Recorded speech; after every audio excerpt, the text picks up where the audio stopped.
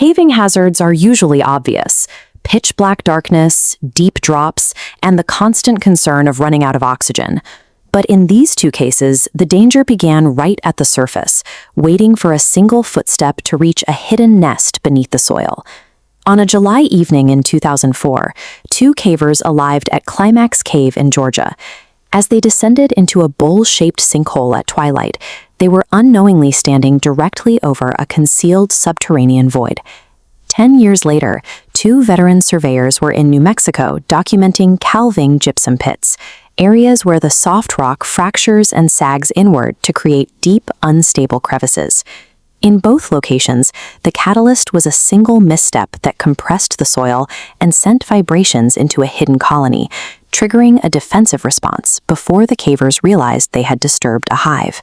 In these environments, the weight of a footstep can instantly transform a ruptural attack. The attack is immediate. When a subterranean nest is threatened, the narrow exit point acts like a nozzle, concentrating thousands of defenders into a tight, explosive stream aimed directly at the source of the vibration.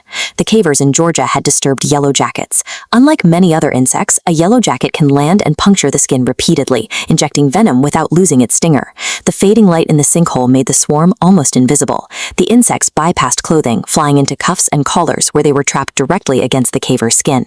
In New Mexico, the surveyor who slid into a crevice was not the primary target. Instead, the Africanized bees flew across the pit to swarm his partner, who was positioned lower down.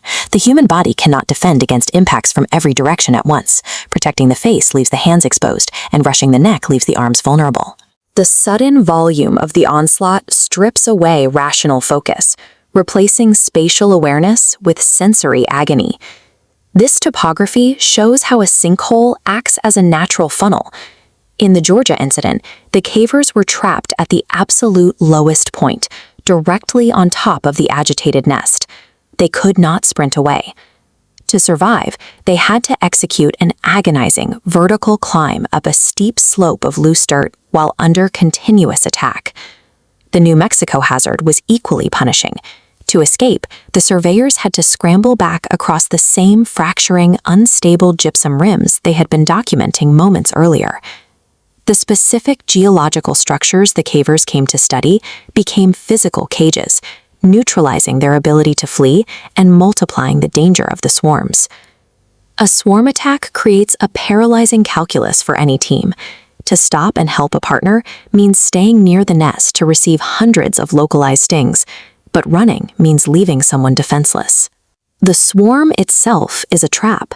Swatting at the insects keeps you near the colony, while running means carrying the clinging, stinging attackers with you as you gain distance. In the desert, the New Mexico surveyors finally reached their vehicle. They climbed inside and slammed the doors, seeking a barrier against the attack. But the Africanized colony followed them. By seeking shelter, they turned the cab of their truck into a sealed box filled with angry bees. Inside the cab, they were forced into a close-quarters fight. One of the surveyors was stung on his lip and head. During the struggle to breathe, he accidentally swallowed a live bee.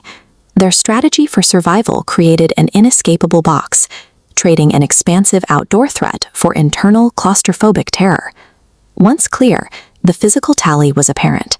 The Georgia cavers sustained 148 combined stings, 96 on a single victim. When an attack ends, a countdown begins. Victims wait to see if a systemic reaction causes blood pressure to plummet or the airway to close. For the surveyor who swallowed the bee, the fear was immediate. He was miles from help, waiting to see if he had been stung in the throat, an injury that would rapidly swell his airway shut. Neither incident resulted in a fatal collapse. Their survival was the result of a lack of severe allergies, sheer momentum, and a refusal to stop moving while inside the swarms. These incidents demonstrate that for any explorer, safety often depends on physical momentum. When the terrain itself becomes a source of attack, the only protection is the distance gained before the body reaches its limit.